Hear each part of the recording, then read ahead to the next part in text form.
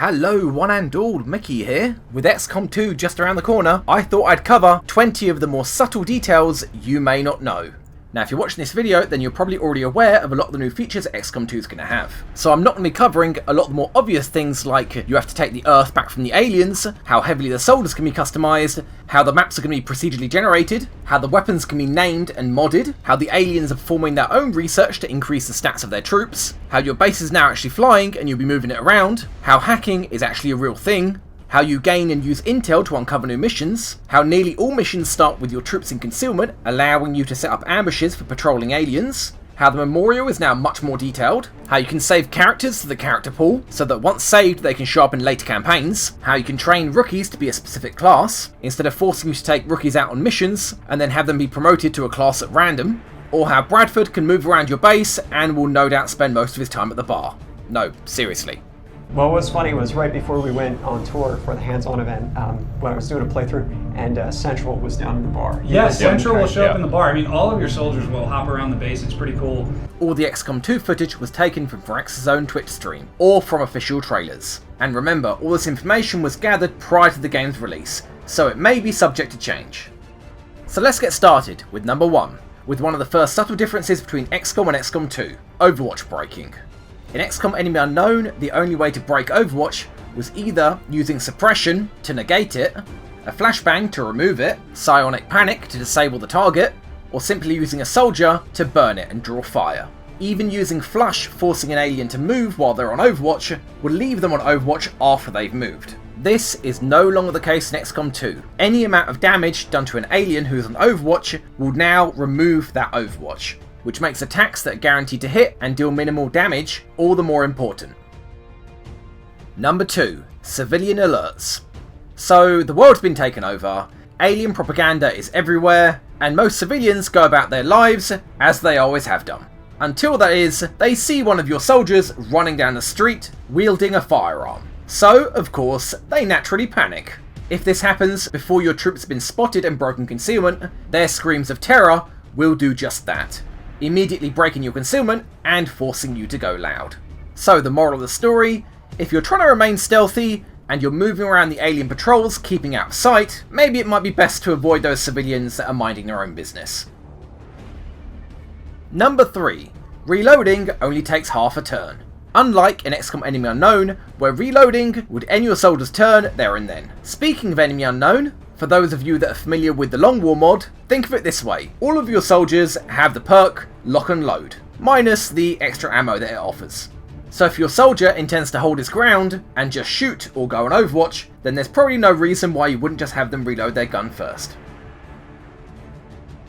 Number 4, armour is more than just health. In Enemy Unknown, more armour meant a larger health pool. And although in XCOM 2 armour does still offer more health, it now offers damage reduction. Again, another feature Long War fans will recognise. Of course, this means heavily armoured enemies will also have damage reduction. But unlike Long War, XCOM 2 offers you the ability to shred armour. This is done either with explosives or with a Grenadier's heavy weapon and the Shredder perk. Successfully shredded armour will simply be removed from the armour pips next to the health bar. Number 5. Your soldiers can target explosive objects in the environment. And to be more specific, I mean with their weapons. In XCOM Enemy Unknown, if there was an enemy carrying behind something explosive, you would usually need something equally explosive to blow it up, like a grenade or a rocket, or some other form of cover destruction ability. In XCOM 2, if there's an enemy that's near some sort of explosive object, like a gas pump or a propane tank, it will become targetable as an object you can shoot at, which is pretty handy, I think you'll agree. Also note, when targeting explosive objects in the environment, you'll have a 100% chance to hit it. Number 6, looting. Now most of you may already know that looting is a thing. What you may not know is its details. So when you kill enemies without using explosives, they can drop loot. And higher level enemies generally have a higher chance to do so. Once dropped, you have a limited amount of time to retrieve it before it expires. So yeah, some of you may be seeing a meld mechanic somewhere in here, and you'd be right, but it is a good thing. To pick it up, all you need to do is bring one of your soldiers within the marked area around the loot, and picking up the loot doesn't require an action, so go nuts! Number 7.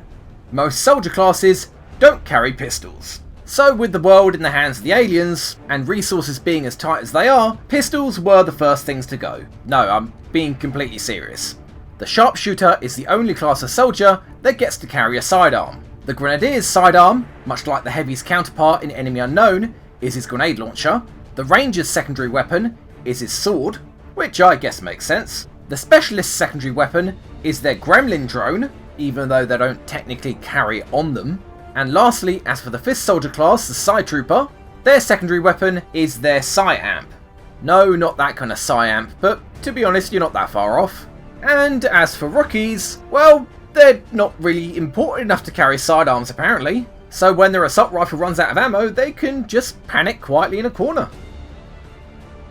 Number 8. Combat Sims. And no, this isn't a really cool version of that EA game. Combat sims have generally been glossed over in preview videos, so the best way to describe them would be thinking of them as a cross between gene mods in XCOM Enemy Within and weapon mods from XCOM 2. But, unlike gene mods, they can be applied instantly like weapon mods in XCOM 2. And like weapon mods, the bonus being applied is as permanent as you want it to be. They can be replaced at any time, but they can't be removed and reused. But there is a country bonus that allows you to remove weapon mods and reuse them, so maybe the same exists for combat sims. Number 9. Fall damage. Like XCOM Enemy Unknown, soldiers can drop down from any height and not sustain fall damage. But if the floor breaks from underneath them and they fall, either due to explosives or shoddy craftsmanship, then they will indeed take fall damage. Number 10. Carrying soldiers. Again, picking up and carrying incapacitated soldiers is something you probably already know about. What you may not know are the details. Picking up and dropping a soldier doesn't require an action, much like opening and closing doors. So yes, you can cruelly taunt an incapacitated soldier by picking them up and dropping them down over and over again at the extraction point, but if you intend to actually move them around, then you should know there is no move penalty while you're carrying them. And yes, you can climb ladders while you're carrying a soldier on your back. Number 11. Line of sight checker. We've all encountered it in Enemy Unknown. You move up to take a flanking shot, and not only is it not being considered as a flank, but you don't even have line of sight. Whoops, looks like another rookie's gonna die this turn. In XCOM 2, while you have a soldier selected and you move your cursor around, an icon will appear next to the health bars of enemies indicating whether they can be targeted from that location, and if it will be a flank. Probably the most boring and simultaneously most exciting addition to XCOM 2. Number 12. Grazed shot. We all know some aliens are more slippery than others, and in XCOM 2, when you're taking shots, it shows. Some enemies, like the Viper, have a dodge chance, meaning even on a successful hit, they have a chance to dodge the shot and only be grazed, taking half damage. Number 13. Yes, Lilu, fire does indeed burn. Now, when there's an object on fire, and you spend an entire turn standing next to it, you have a pretty good chance of catching fire. Funny that. Once on fire, you'll take damage over time, much like poison. Except the difference is, you won't be able to perform a lot of actions, like shooting. Being on fire would do that to you. Of course, you can still run around like a lunatic screaming, which is good to know, that you can still move. Number 14. Overwatch Indicators. Another thing that's going to sound familiar to fans of Long War are Overwatch Indicators, which were absent from Enemy Unknown, where if you forgot if an enemy was on Overwatch, well, then you were just shit out of luck really.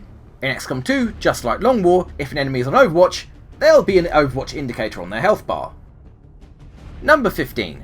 Sex change. Have you ever hired a soldier in Enemy Unknown with the intent of making them into someone specific, perhaps someone you know, and when they arrive at your base, whoops, they are the wrong gender, which meant you either hire a new soldier, or you try to make that person that you know as the wrong sex, which can make things really awkward when you want to refer to that person and you don't know whether to call them a he or a she. In XCOM 2, the only two features that couldn't be changed in Enemy Unknown can now be adjusted at will, namely the sex and their nationality. 16. Hacking bonuses. Hacking, yet another feature you probably already know about, isn't a simple case of succeed or fail. If you have a 100% chance to succeed, you can choose from two bonuses that you can aim for, kind of like a secondary objective for the hacking. A lesser bonus with a higher chance to succeed, and of course a higher bonus with a lower chance to succeed. Which you go for is naturally entirely up to you, and if you try to hack something with less than 100% chance, then failure has its own consequences. The lower the chance you have to succeed, the higher the chance something bad will happen when you don't. Also worth noting is that hacking is a stat much like will or health, so hacking computers and terminals isn't limited to just the specialist. The difference is, specialists have a higher chance of succeeding due to their higher hack stat. They hack from a distance using the gremlin, up to a maximum of their visual shooting range, like all gremlin abilities, and they can gain the perk Haywire, which will allow them to hack robotic enemies, which is 100% guaranteed to lead to fun times, either with you in control of an enemy unit, or with you buffing the enemy unit when you fail. Good luck, Commander. 17. Target controlled enemies. You've no doubt had this situation in XCOM Enemy Within. You've successfully mind controlled an enemy, used it and the rest of your squad to wipe out the rest of its friends, and you have one turn left before it loses mind control and will turn around and shoot you in the face. So what do? You can't target it because it's classified as friendly, and you don't really want to use your precious explosives, not to mention it might not even do enough damage to kill it. So you just run it as far away from your squad as possible, because you know when it regains control, it will take its move before you have a chance to shoot it. Assuming of course you naturally don't trust Overwatch. Well, no longer. In XCOM 2, you can target hacked and mind controlled enemies. This is alien warfare, and the Geneva Convention counts for naught. So once you've had that mech trooper kill all its friends, you can just call it over and put it out of its misery by shooting it in the face before it regains control and does the same thing to you. Number 18. Explosives and melee weapons do variable damage, and can crit. In vanilla Enemy Unknown, and by extension Enemy Within, explosives and melee attacks did a set amount of damage every single time, depending on what upgrades you had. In XCOM 2, explosives and melee weapons do a range of damage, just like firearms do, and both can crit, explosives requiring a perk to do so. Number 19.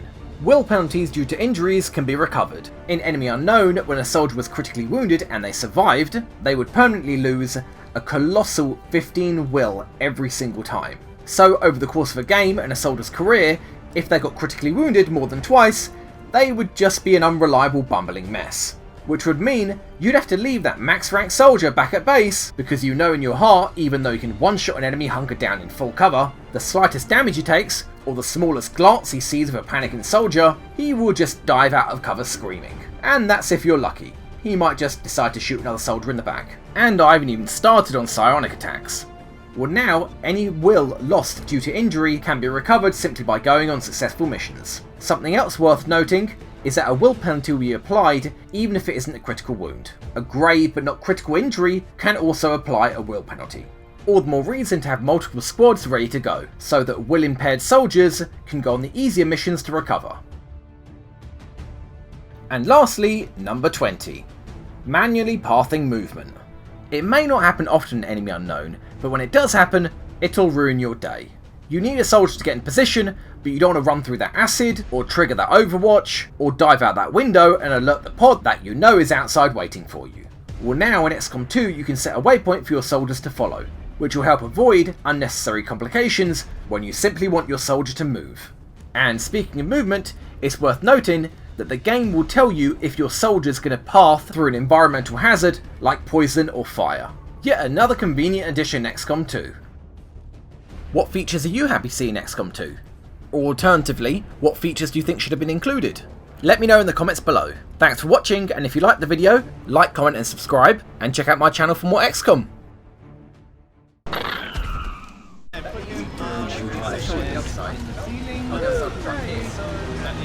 Come on, Nate. Yeah, put him there. Here, yeah? Oh, nice. Yes. Burn the Overwatch! 50-50! Oh, it's okay, I already hit 50. I recommend Well, can I see? Yes. What are my chances? What are my chances? 10 and 10. Oh, Looking those are good. good. Okay. All right, what are my chances? Mind Fray 23. If we can capture one of these creatures alive, we may be able to remove 5. And we're good to go. find out. Yeah, 13 people are terrible at your job. Okay, panic him.